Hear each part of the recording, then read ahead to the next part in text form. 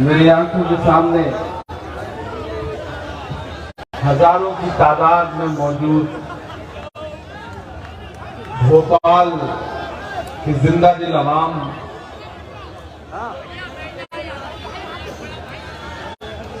आज 4 साल बेमिसाल का जश्न है और एयरपोर्ट से लेकर के पूरा शहर इस बात की गवाही दे रहा है कि हाँ, आज आरिफ मसूद के 4 साल जो है वो बेमिसाल है, फोटो दे रहा है। भोपाल वालों, आज जब मैं इस 4 साल बेमिसाल का हिस्सा बनने के लिए आया और आरिफ मसूद साहब के उस कॉलेज में गया तो मुझे याद आया, आज से 6-7 साल पहले, 8 साल पहले शायद एक प्रोग्राम में पहली बार जब मैं आया तब मुझे पता चला कि भोपाल में कोई एक आरिफ मसूद है और जिस शख्स की खिदमात इतनी बड़ी है लेकिन उसके मुताबिक उसे वो मकाम नहीं मिला जिसका वो हकदार है। तब मैं सियासत में नहीं था लेकिन सियासी लोग मेरी बात माना करते थे। पचौरी जी गवाह है इस बात के कि 4 साल पहले जब आरिफ मसूद साहब के टिकट का मसला था तब भी मैं सियासत में नहीं था। मुझे तो सियासत में आए जुमा 3 साल हुए हैं। तो उस दौरान जब मुझे पता चला कि मसला टिकट का है, लोगों को लगा कि इमरान आरिफ मसूद की मदद कर रहे हैं, तो उस वक्त भी मेरे पास कुछ मीर जाफर आए थे और उन्होंने मुझसे यही कहा था कि अरे इमरान साहब आपके रिश्तेदार थोड़ी हैं, आप काहे मदद कर रहे हो। तब मैंने बस एक बात कही थी भोपाल वालों, और सच में आरिफ मसूद साहब से मेरी 1-2 मुलाकातें मुशायरे के दौरान हुई थी। उन्होंने पेमेंट दिया था, मैंने मुशायरा पढ़ा था, बस इतना ही रिश्ता था। लेकिन मैंने उस वक्त भी उन मीर जाफरों से एक बात कही थी कि तुम एक विधानसभा के विधायक का टिकट और हार जीत देख रहे हो, लेकिन मैं मध्य प्रदेश में अक़लियतों का एक लीडर देख रहा हूं जो जीत गया तो लीडर बन जाएगा। और मुझे खुशी है कि मैंने एक ऐसे शख्स की पैरवी की कि आज जब भी कहीं भी आरिफ मसूद का जिक्र आता है तो मुझे फख्र होता है, मुझे खुशी होती है कि सुरेश पचौरी जी ने, इमरान प्रतापगढ़ी ने जिस भाई के लिए लड़ाई लड़ी थी वो हम सबकी उम्मीद पर खरा उतरा है। भोपाल वालों, पिछली बार आया था तो सिर्फ सांसद था, शायर था, इस बार आया हूं तो सांसद भी हूं। मैं मानता हूं कि इकबाल मैदान में आपसे मुलाकात के दौरान आपने किसी मासूम लम्हों में मेरे लिए हाथ उठाए होंगे दुआओं के लिए। उसका सदका है कि आज हिंदुस्तान की सबसे बड़ी पंचायत में आपकी नुमाइंदगी करने के लिए बैठा हूं और राज्यसभा जिसे हाउस ऑफ एल्डर्स कहा जाता है, जिसे बड़ों की जगह कहा जाता है, उच्च सदन कहा जाता है, वहां पर 34 साल की उम्र में पहुंचना, मैं ये मानता हूं कि ये सिर्फ और सिर्फ दुआओं की वजह से हुआ है। मुझ में ऐसी कोई करामात नहीं है और जिस शख्स ने ये काम किया है मैं उसके लिए कुछ क्या ज्यादा बोलूं। मैं तो बस इतना कहूंगा कि खौफ नहीं जिसे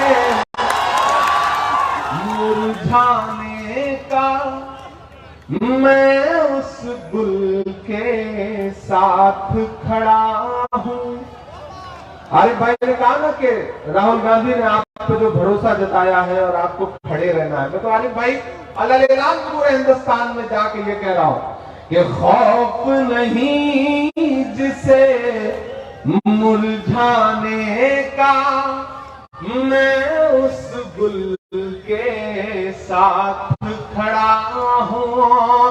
खौफ नहीं जिसे मुरझाने का, मैं उस गुल के साथ खड़ा हूं। कैसा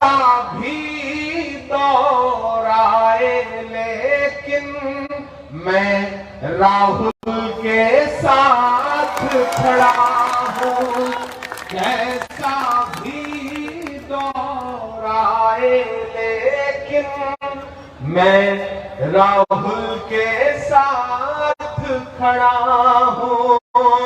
कल भी खुल के साथ खड़ा था, आज भी खुल के साथ खड़ा हूँ, कैसा भी दौर आए लेकिन मैं राहुल के साथ खड़ा हूँ। भोपाल वालों, आज कुछ बहुत ज्यादा आपसे गुफ्तगू नहीं करनी है। सुरेश पचौरी जी ने, आरिफ भाई ने लगभग सारी बातें कर ली है। मैं तो बस आपसे 2-3 बातें कर रहा हूं। एक आध नज्म भी सुना दूंगा, आया हूं तो नहीं सुनाऊंगा, आपको लगेगा कि इमरान बदल गए हैं, तो मैं कोशिश करूंगा कि मैं बदला हुआ इमरान ना लगूं, पुराना इमरान लगूं। बस आपसे 2-3 बातें ये कहना चाहता हूं।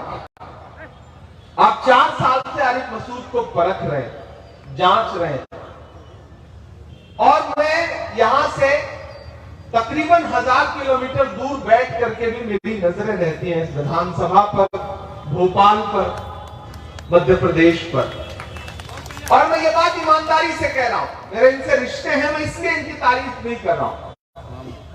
मैंने हिंदुस्तान की सियासत में बहुत कम लोग ऐसे देखे हैं जो अपने लोगों का, अपनी विधानसभा के लोगों का, अपने मतदाताओं का इतना ख्याल रखता हो। अरे भाई, मुझे वो लम्हा याद है कि जब आप इकबाल मैदान में जब शरीयत में मुदाखलत की कोशिश की जा रही थी, जब हुजूर की शान में गुस्ताखियां करने वाले लोग अलग ऐलान बोल रहे थे और पूरा मुल्क चुप था, लोग आवाज नहीं बुलंद कर रहे थे, उस वक्त भी आपने परवाह नहीं की कि हश्र क्या होगा। आपने बस ये कहा कि मैं ये बर्दाश्त नहीं कर सकता। मुझे याद है वो दिन कि हम बिहार चुनाव में थे, आपको वहां AICC ने ऑब्जर्वर बना के बुलाया था, और वही वो लम्हा है जब खबर आई थी कि आपका कॉलेज तोड़ा जाएगा, ढहाया जाएगा। मैं उन लम्हों में आरिफ मसूद के साथ था। मैं आरिफ मसूद को इसलिए भी पसंद करता हूं, लोगों के फोन आते थे परेशानी भरे के स्कूल गिराया जा रहा है, तब आरिफ मसूद कहते थे कि जिनकी बात करने की वजह से स्कूल गिराने की कोशिश की जा रही है, उनके लिए तो स्कूल क्या, आल औलाद भी कुर्बान करना पड़े तो कुर्बान करूंगा। मैं आरिफ मसूद को इसलिए पसंद करता हूं कि आरिफ मसूद ईमानदार है। मुझे खुशी है कि दलित भाइयों के लिए अपनी विधानसभा में जो काम करके आरिफ मसूद ने दिखाया है, मुझे लगता है कि पूरे हिंदुस्तान के कांग्रेस के हर विधायक को यह बात माननी चाहिए, अपनानी चाहिए, और अपनी विधानसभा के दलित भाइयों के साथ इसी तरह से इंसाफ करना चाहिए। बहनों के लिए राखी लेकर के आरिफ मसूद खड़े हैं। आरिफ मसूद को जब मैं देखता हूं तो मुझे अशोक साहिल का शेर याद आता है, इमेज कुछ भी बनाई गई हो, लेकिन जब जब मैं आरिफ मसूद के एक काम देखता हूं तो मुझे अशोक साहिल याद आते हैं कि मैं तुम्हें अपने उसूलों की कसम देता हूं, मैं तुम्हें अपने उसूलों की कसम देता हूं, मुझको मजहब के तराजू में न तौला जाए, मैंने इंसान ही रहने की कसम खाई है, मुझको हिंदू या मुसलमान न समझा जाए। सियासत में रह करके इंसानियत के लिए, इंसानी हुकूक के लिए इस मुश्किल दौर में, एक ऐसा दौर है कि जब आवाजों पर पाबंदी है, एक ऐसा दौर है जब एजेंसियां तैयार खड़ी हैं कि अगर आप हक के साथ खड़े हैं तो हुकूमतें आपके खिलाफ हैं। ऐसे दौर में इस तरह के जो चिराग हैं ये जलते रहे, इन्हें हवाओं से बचाने की जिम्मेदारी हमारी, आपकी है। मैं भोपाल की आवाम के बीच में खड़ा होकर के ये कह रहा हूं कि मेरे भाई, हर वफा जिंदे जावेद नहीं होती है, हर वफा जिंदे जावेद नहीं होती है। आरिफ भाई, बार बार आप चिंटुओं का जिक्र कर रहे थे, कभी भाजपा के चिंटू और कभी यहाँ जो छोटे छोटे चिंटू हैं, ये रहेंगे, इनका काम ही यही है, इनकी खुराक यही है। ये व्हाट्सएप पर सोशल मीडिया पे कुछ नहीं लिखेंगे तो इनको खाना नहीं हजम होगा। लेकिन सबको पता है कि उनकी हैसियत कितनी है, हमें भी पता है। उन्हें लगता है कि उन्होंने व्हाट्सएप पे एक मैसेज ग्रुप में डाल दिया तो उन्होंने दुनिया फतेह कर ली।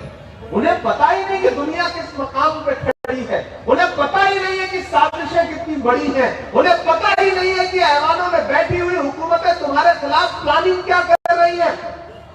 वो कुएं के मेढक हैं, कुएं में घूम के टर टर कर रहे हैं और उन्हें लगता है कि दुनिया यही कुआं है। उन्हें जिस दिन निकाल के समंदर में डाला जाएगा तब उन्हें पता चलेगा कि दुनिया कितनी बड़ी है और उस समंदर में किस किस तरह के खतरनाक मंसूबे हैं। तो बहुत परवाह मत करिए, इनका बहुत लोट मत लीजिए। मैं तो जब पार्लियामेंट में भी खड़ा होता हूं और अपने आसपास नजर दौड़ाता हूं तो मुझे अक्सर एक शेर याद आता है कि मुसलसल दुश्मने जान की निगहबानी में रहना है, जहां घड़ियाल रहते हैं उसी पानी में रहना है। तो ये तो चलता रहेगा सिलसिला और इन सबको झेलना भी पड़ेगा। भोपाल वालों बस इतना याद रखना कि हर वफा जिंदे जावेद नहीं होती है, दिल का हर जख्म कहीं दिल का कमल बनता है। जब शहंशाह भी हो, इश्क भी हो, दौलत भी, तब कहीं जाके कोई ताजमहल बनता है। ये जो 4 साल पहले आपने एक पौधा लगाया तो इसे बहुत पहले आपने, लेकिन 4 साल पहले आपने इसे सच में रोपा और उगने का मौका दिया।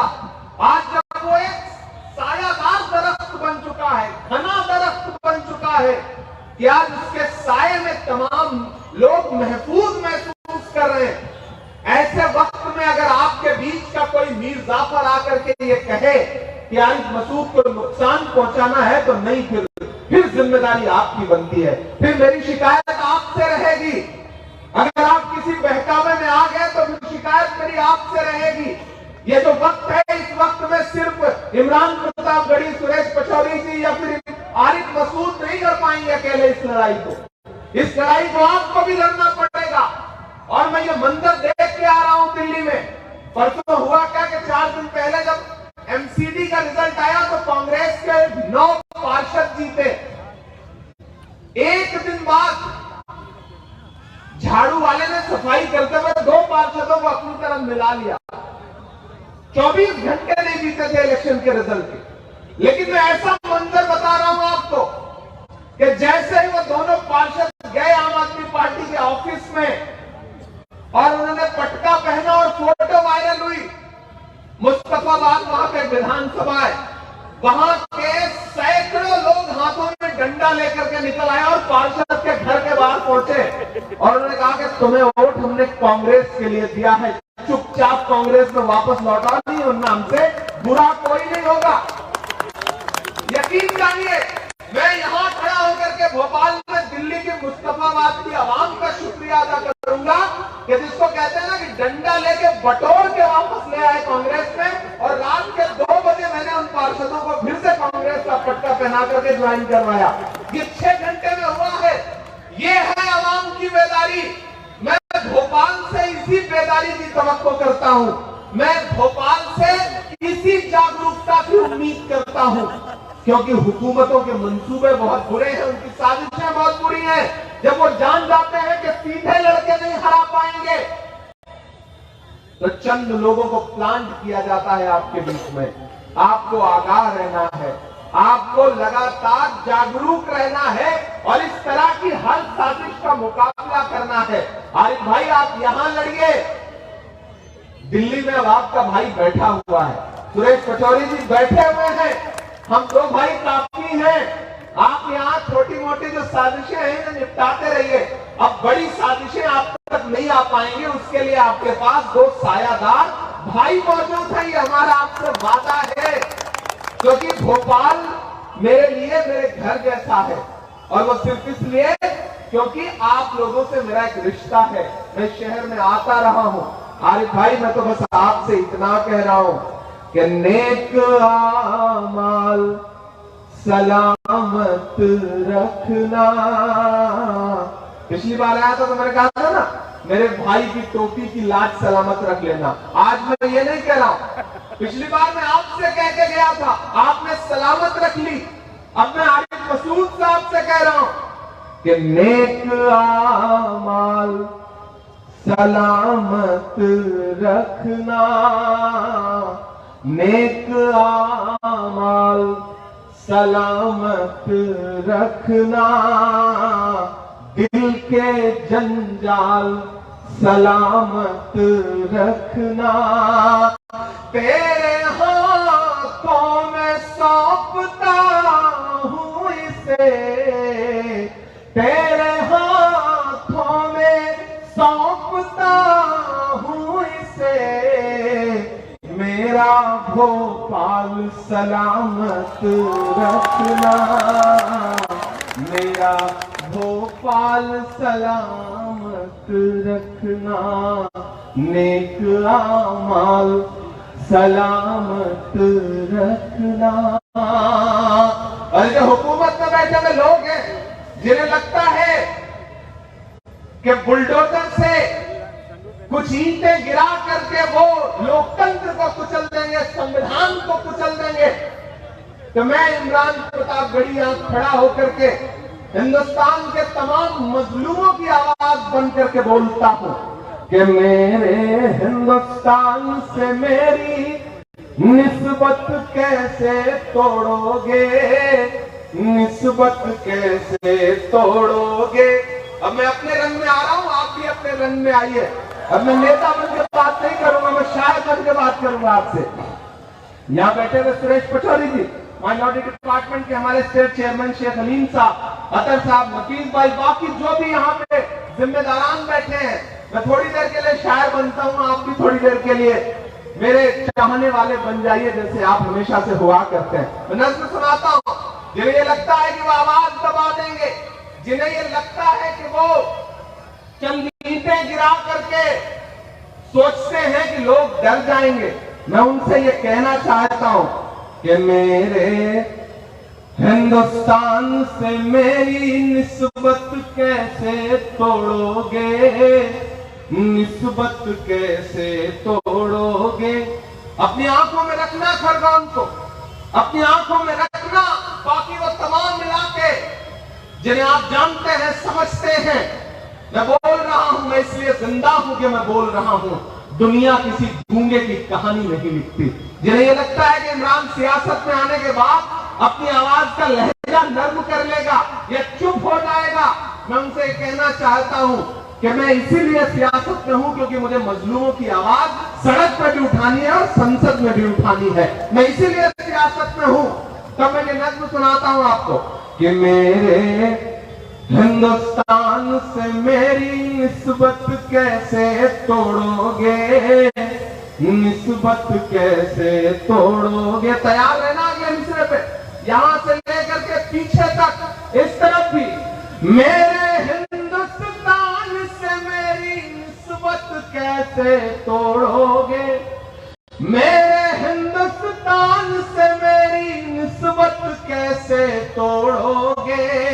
छत तोड़ोगे लेकिन मेरी हिम्मत कैसे तोड़ोगे। मेरे हिंदुस्तान से मेरी निस्बत कैसे तोड़ोगे, निस्बत कैसे तोड़ोगे। मेरे हिंदुस्तान से मेरी निस्बत कैसे तोड़ोगे। छत तोड़ोगे लेकिन मेरी हिम्मत कैसे तोड़ोगे। मेरे हिंदुस्तान, पहला बंद पड़ता है इस शब्द का कि तुमने मेरे देश का सारा ताना बाना तोड़ दिया। गुवाहाटी हाईकोर्ट के जज ने कहा बुलडोजर तो बंद कर दीजिए अदालतें। पटना के जज ने कहा कि फिर अदालतों का क्या काम है अगर इंसाफ आप ही करेंगे तो। तब मैं बोलता हूं कि तुमने मेरे देश का सारा ताना बाना तोड़ दिया। तुमने मेरे देश का सारा ताना बाना तोड़ दिया। प्यार मोहब्बत वाला तुमने हर अफसाना तोड़ दिया। पर तुमसे नहीं टूटेगा मेरा भारत, कैसे तोड़ोगे? छत तोड़ोगे लेकिन मेरी हिम्मत कैसे तोड़ोगे? मेरे हिंदुस्तान से मेरी निस्बत कैसे तोड़ोगे? निस्बत कैसे तोड़ोगे? कि एक तरफ मगरूर हुकूमत के जालिम बुलडोजर है, मध्य प्रदेश वालों, भोपाल वालों, एक तरफ मगरूर हुकूमत के जालिम बुलडोजर है, एक तरफ कुछ मजलूमों के सहमे छप्पर है। पर जालिम कहने की जुर्रत कैसे तोड़ोगे? छत तोड़ोगे लेकिन मेरी हिम्मत कैसे तोड़ोगे? मेरे हिंदुस्तान से मेरी निस्बत कैसे तोड़ोगे? निस्बत कैसे तोड़ोगे? मैं चल रहा हूं कन्याकुमारी से राहुल गांधी जी के साथ। आप अंदाजा लगाइए भोपाल वालों की, एक शख्स हर दिन 25 किलोमीटर पैदल चल रहा है, ये कहते हुए कि नफरत छोड़ो, भारत जोड़ो। मैं कल बैठा था एक डिबेट में भाजपा के एक बड़े प्रवक्ता कि टूटा कहां है भारत जो जोड़ने की जरूरत है। मैंने कहा सिर्फ भौगोलिक रूप से नहीं टूटा है, तुमने जो समाजों को तोड़ा है, जो लोगों के बीच में नफरतें फैलाई हैं, अमीर और गरीब के बीच का रिश्ता तोड़ दिया है, महंगाई इतनी बढ़ा दी है कि आम आदमी के पास खाने को नहीं रह गया। ऐसे में आप कह रहे हो कि जोड़ने की जरूरत कहां है? राहुल गांधी जी जो काम कर रहे हैं वो बहुत बड़ा है। एक पत्रकार ने मुझसे कहा, इमरान साहब आप राहुल गांधी के साथ चल रहे हैं, आप क्या कहेंगे? मैंने कहा कि मैं अगर महात्मा गांधी के दौर में पैदा हुआ होता तो उनके साथ अंग्रेजों के खिलाफ पैदल चल रहा होता। मेरी खुशनसीबी है कि मैं इस दौर के गांधी के साथ पैदा हुआ हूं, मैं राहुल गांधी के साथ पैदा हुआ हूं। तो आज भारत जोड़ने के लिए उनके कदम से कदम मिला करके पैदल चल रहा हूं। जो हर जालिम से टकराएगी वो आंधी बनाऊंगा, जो हर जालिम से टकराएगी वो आंधी बनाऊंगा। नए अंग्रेज आए हैं, नया गांधी बनाऊंगा। ये जो नया गांधी है, जो एक टी शर्ट में भाजपा इतनी बौखला गई है पचौरी जी कि राहुल गांधी जी की टी शर्ट के रेट पता कर रही है। भाजपा के ऑफिशियल ट्विटर हैंडल से राहुल गांधी जी के टी शर्ट की फोटो पोस्ट होती है। पिछले 3 महीने से यात्रा चल रही है। इन 3 महीनों में नरेंद्र मोदी जी ने कम से कम 200 बार कपड़े बदले होंगे, कम से कम 50 रंग के कपड़े बदले होंगे, लेकिन एक शख्स निकला है, एक सफेद कलर की टी शर्ट है, एक ट्राउजर है और पूरी भाजपा परेशान है। याद है नरेंद्र मोदी जी कहते थे वो तो राजकुमार है, शहजादा है, लेकिन आज उसी राजकुमार, उसी शहजादे ने तथाकथित जो इनके शब्दों में आज वो हिंदुस्तान की सड़कों की धूल फांकता हुआ, एक एक इंसान को गले लगाता हुआ पूरे भारत में आगे बढ़ता जा रहा है। अब तक 2500 किलोमीटर पैदल चल चुका है वो शख्स। 2500 किलोमीटर, सिर्फ एक नारा, नफरत छोड़ो, भारत जोड़ो। मैं दबा रहा हूं भोपाल वालों, मेरे रोंगटे खड़े हैं ये बात बताते हुए कि रायचूर के पास बेल्लारी में यात्रा गुजर रही थी। मैं राहुल जी के साथ चल रहा था पड़ोस में। मैंने देखा कि तकरीबन 70 साल की एक बुजुर्ग मां है, वो सड़क के किनारे खड़ी थी, भीड़ थी, धक्का लग रहा था। एकाएक राहुल जी की नजर पड़ी, राहुल जी ने उन्हें अपने करीब बुला लिया कि अम्मा आइए आप। तो वो अपने हाथ में उन्होंने कुछ ले रखा था। सिक्योरिटी वालों को लगा कि पता नहीं क्या है, तो वो चेक करने लगे। राहुल जी ने मना किया कि चेक मत करिए, उन्हें बुलाया। जब वो पास आई तो जानते हैं उनके हाथ में क्या था? 2 खीरा था उनके हाथ में, खीरा ककड़ी, आप समझते होंगे, खाने वाला। तो राहुल जी के लिए, सबके लिए बहुत हैरत वाली बात थी कि एक 70 साल की बुजुर्ग माँ अपने हाथ में खीरा लेकर के आई है। तो राहुल जी ने कहा कि अम्मा ये क्या है? तो उस बूढ़ी माँ ने जो बात कही वो सुनना भोपाल वालों। उन्होंने राहुल जी से कहा कि बेटा मेरे पास और कुछ था नहीं, ये जो खीरा है वो उस खेत का है कि जब तुम्हारी दादी इंदिरा गांधी ने भूमि सुधार उन्मूलन कानून लाया था तो मुझे थोड़ा सा खेत मिला था, ये उस खेत का उगाया हुआ खीरा है जो मैं तुम्हारे लिए लेके आई हूं। मेरे भाई मैं ऐसे ऐसे मंत्र देख के आया हूं। जानते हो क्यों परेशान है भाजपा? कल उनके बड़े प्रवक्ता ने कहा कि राहुल गांधी जी तो बहुत लंबी यात्रा पे निकले हैं, चुनावी स्टेट में नहीं आ रहे। मैंने कहा बिना आए हिमाचल हार गए आप, जहां से नड्डा जी आते हैं। अच्छा नरेंद्र मोदी जी गुजरात जीते तो बड़ी बड़ी फोटो चैनलों पे चली नरेंद्र मोदी जी की, लेकिन हिमाचल हारे तो हारने पे फोटो नहीं लगी, वहां लगी नड्डा जी की। ये जो मीडिया जो खुराफात करता है, इस खुराफात को समझिएगा। तो मैंने उनसे कहा कि मेरे भाई राहुल गांधी इस बार बहुत लंबी सोच के साथ निकले हैं। वो जानते हैं कि इस देश से जब तक नफरत कम नहीं होगी तब तक भाजपा कम नहीं होगी। वो नफरत कम करने के लिए निकले हैं, वो डर कम करने के लिए निकले हैं। और हालत यह है कि राहुल गांधी जी की दाढ़ी पे कमेंट, राहुल गांधी जी की टी शर्ट पे कमेंट, ट्राउजर पे कमेंट। मेरे भाई भारतीय जनता पार्टी के पास मुद्दे नहीं बचे हैं। बौखला गई है भाजपा, राहुल गांधी जी की यात्रा से बौखला गई है भाजपा। जुड़ रहा है भारत। मैं देख के आया हूं, मैं गवाह हूं। इसलिए मैं आपसे कह रहा हूं कि आने वाले दिनों में मध्य प्रदेश में जो लोकतंत्र के लुटेरे हैं, जिन्होंने सरकार लूटी थी, उन्हें भी बदलना है। और अगर आपने यहां बदलाव कर दिया तो मेरे भाई आप ये भी देखिएगा कि 2024 में दिल्ली की तख्ती और दिल्ली की कुर्सी भी बदलेगी। और तब कितना खूबसूरत मौका होगा कि यहाँ आरिफ मसूद मजबूत होंगे, दिल्ली में सुरेश पचौरी और इमरान प्रतापगढ़ी मजबूत होंगे। तब इस इलाके के लिए जो ख्वाब देखा है आरिफ मसूद साहब आपने, उसको लेकर के आप जब दिल्ली आएंगे तो आप यकीन करें कि हम दोगुनी ताकत से इस इलाके में आपके लिए मदद करेंगे। और आपकी जो कोशिश है लाइब्रेरी बनाने की, अस्पताल बनाने की, बुनियादी काम यही है। वरना लोग अपनी जिंदगी जी करके गुजर जाते हैं, बाद में कोई याद नहीं रखता है। आज अपने बुजुर्गों को आप भोपाल के सियासतदानों को याद कर रहे हैं तो उनके तामीरी कामों की वजह से उन्हें याद कर रहे हैं। तो आपका मकसद बड़ा है और इस मकसद में इमरान प्रतापगढ़ी, सुरेश पचौरी जी दोनों लोग आपके साथ खड़े हैं। भोपाल की आवाम आपके साथ खड़ी है। मैं कुछ बहुत ज्यादा नहीं कहूंगा, एक छोटी सी नज्म आपको और सुना देता हूं, क्योंकि सुबह पार्लियामेंट का सेशन है, कल मेरी स्पीच है पार्लियामेंट में।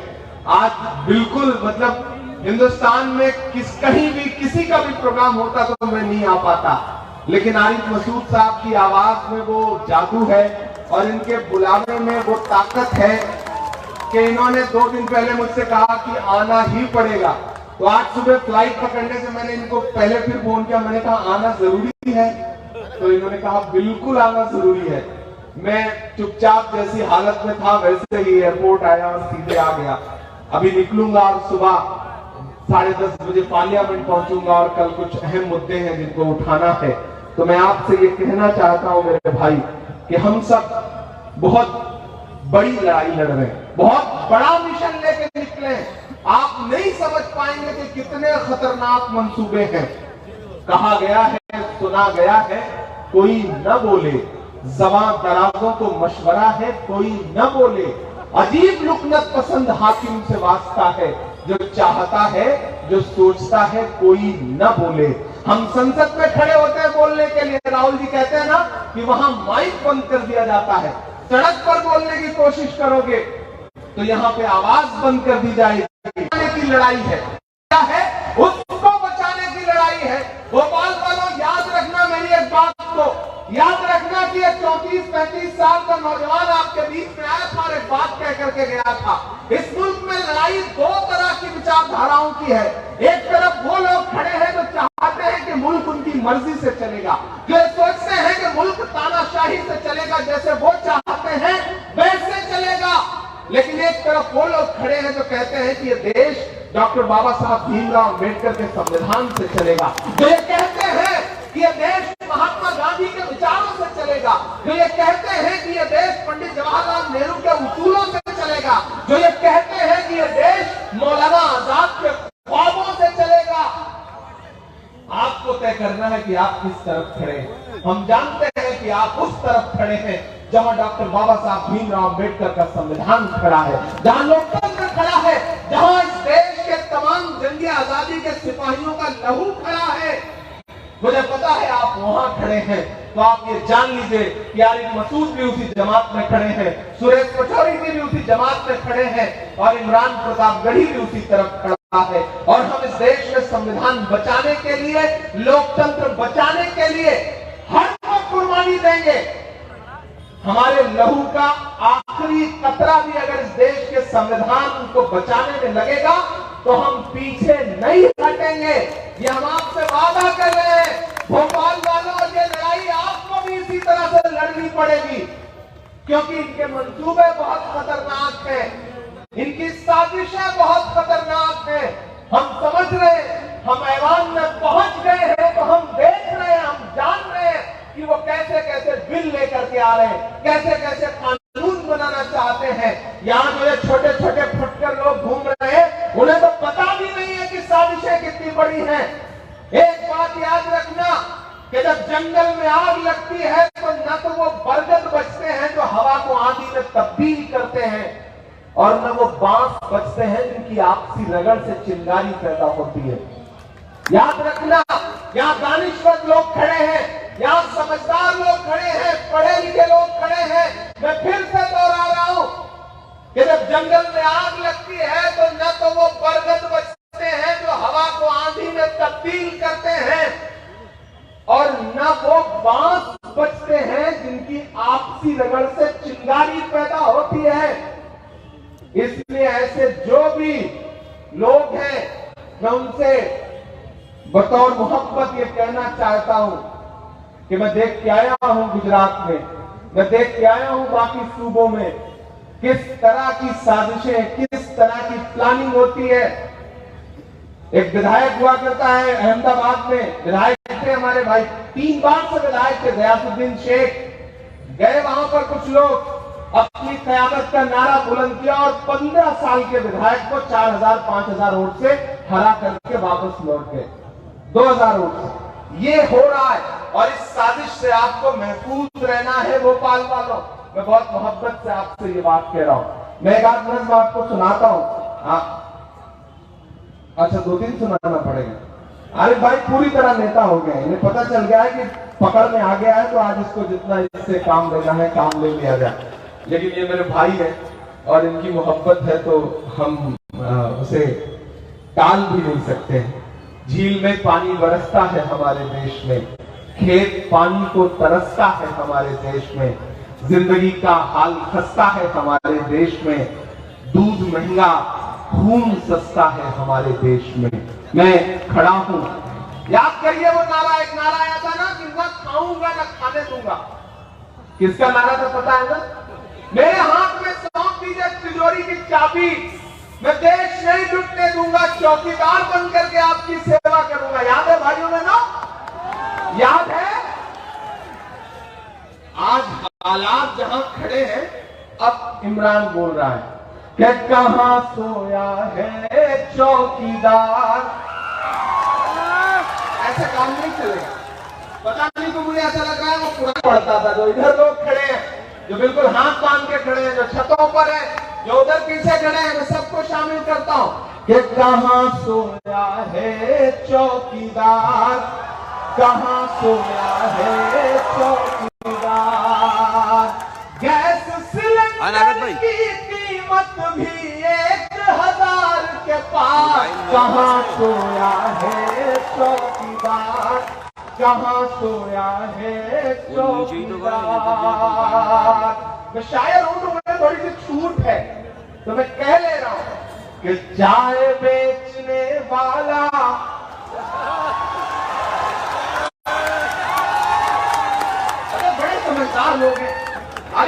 तो हुआ है।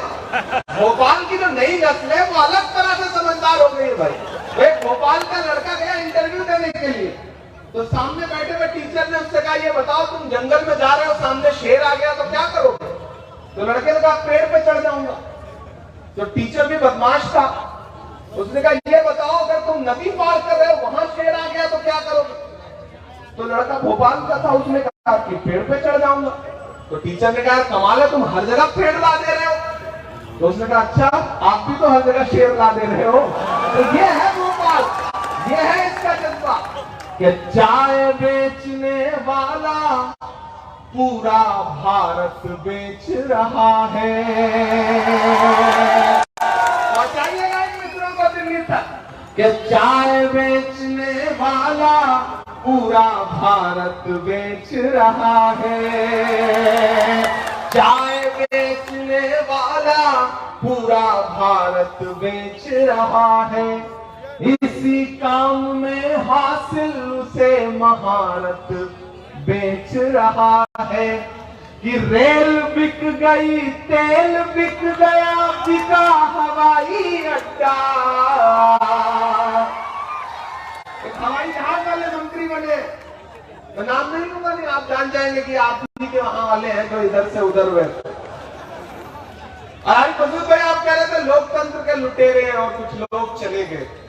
देखो यार आरिफ भाई, ये लड़ाई बहुत बड़ी है। कचौरी जी आपका तजुर्बा भी ये जानता है कि ये लड़ाई इस वक्त बहुत बड़ी है। एक तरफ एजेंसियां हैं, ईडी है, सीबीआई है, डर है, और एक तरफ यह है कि आप हक के साथ खड़े हैं या नहीं। ऐसे में बचेगा तो वही, खड़ा तो वही रहेगा जिसपे दम होगा। मैं तो ये कह रहा हूं कि कांटे गुल के साथ नहीं चल सकते हैं। उससे लोग पूछते हैं कि मध्य प्रदेश में फलाने चले गए, गुजरात में ठिकाने चले गए, तब मैं उनसे कहता हूं जाने दो, कांटे गुल के साथ नहीं चल सकते हैं, बुज़दिल खुल के साथ नहीं चल सकते हैं। और अब जो आपकी तालियों का शोर है, उसे दिल करे तो दिल्ली तक पहुंचा देना कि कांटे गुल के साथ नहीं चल सकते हैं, बुज़दिल खुल के साथ नहीं चल सकते हैं।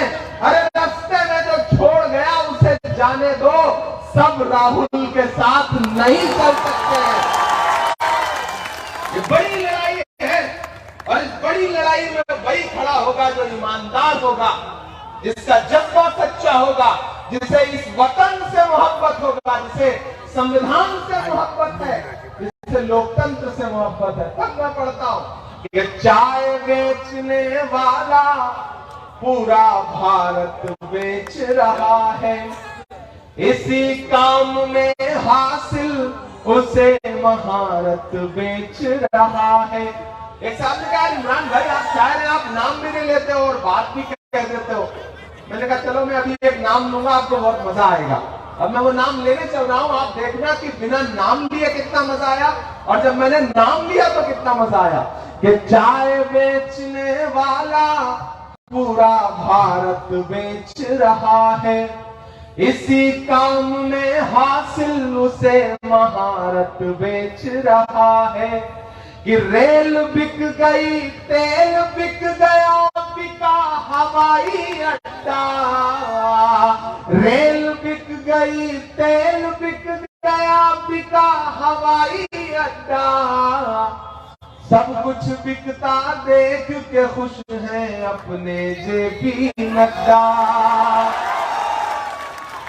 क्या जनता महंगाई की मारी करती हाहाकार, कहाँ सोया है चौकीदार, कहाँ सोया है चौकीदार।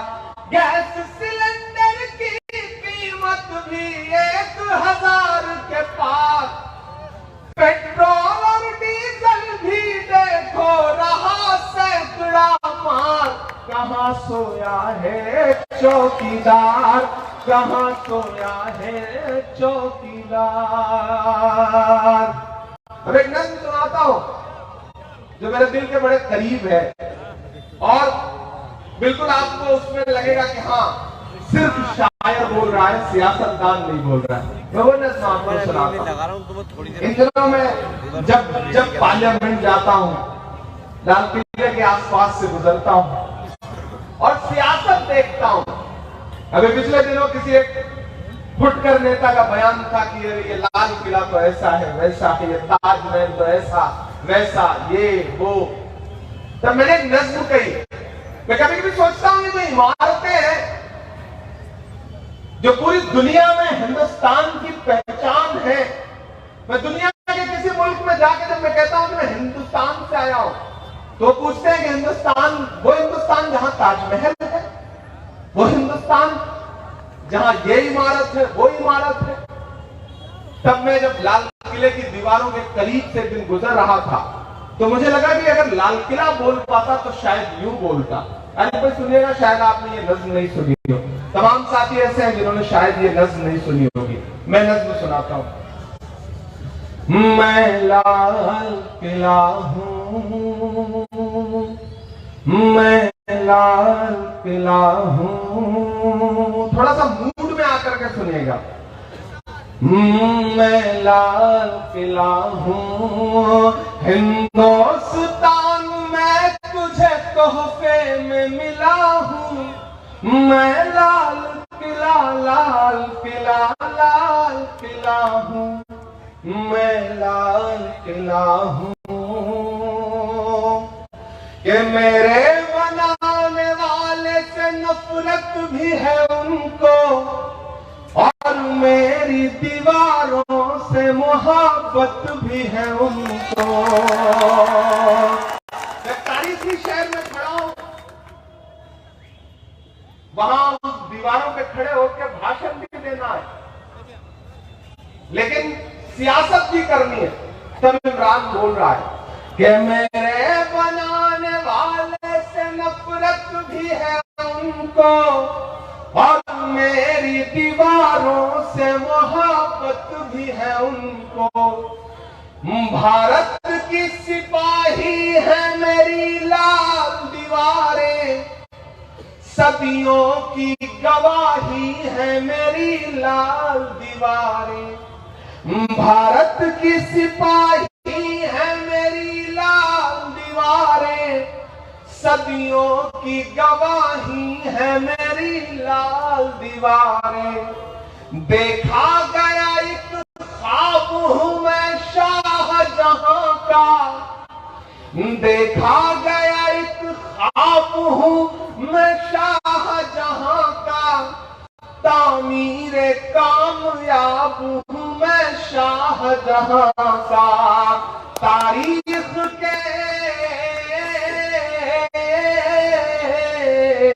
तारीख के पन्नों का मैं शिकवा हूं, गिला हूं।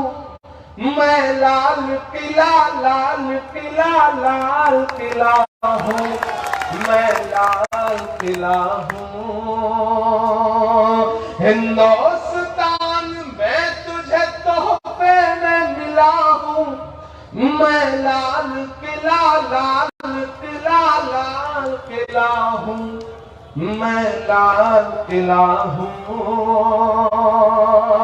अब एक पंक्ति सुनना कि नेहरू के ख्यालों का निगहबान रहा हूं, मैं लाल बहादुर का भी अरमान रहा हूं। नेहरू के ख्यालों का निगहबान रहा हूं, मैं लाल बहादुर का भी अरमान रहा हूं। राजीव अटल सबके हूं अल्फाज समेटे। रघुवा जो मिसरा है वो छू जाए तो मुझे बताना कि राजीव अटल सबके हूं अल्फाज समेटे, खामोश समन मोहनी अंदाज समेटे। मैं इंदिरा के जज्बे सा फौलाद रहूंगा। अब तैयार है ना भोपाल वालों? मैं इंदिरा के जज्बे सा फौलाद रहूंगा। आबाद था आबाद हुआ आबाद रहूंगा। मैं इंदिरा जज्बे सा फौलाद रहूंगा, आबाद था आबाद हूँ आबाद रहूंगा। मैं हिंद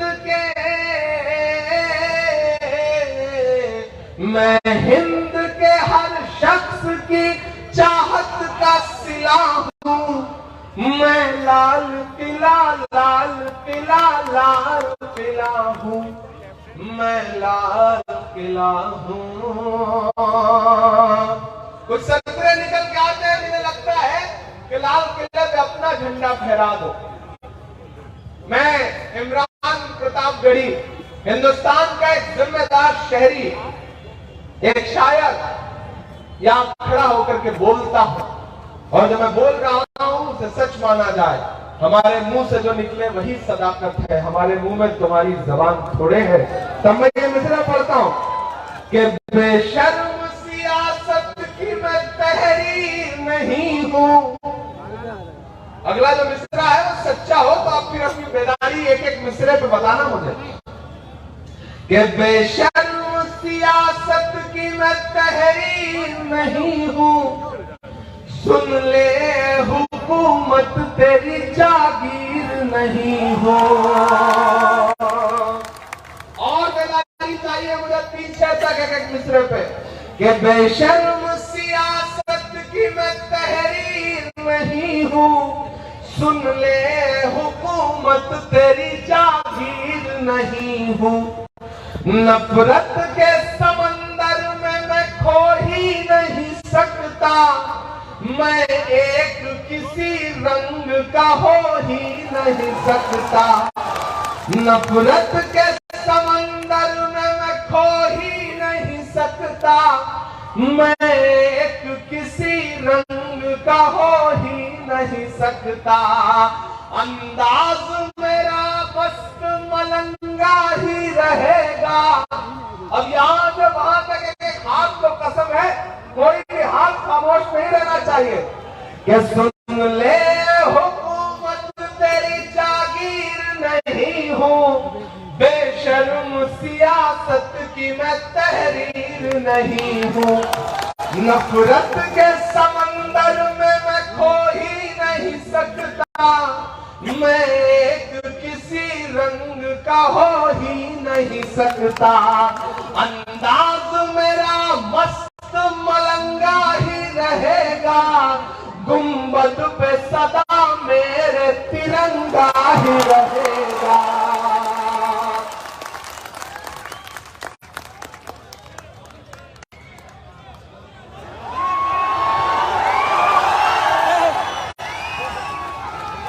मुझे लगता है कि अभी ये तालियां बंद कर दे यार, बहुत देर हो यार। पूरे हिंदुस्तान में जाना चाहिए।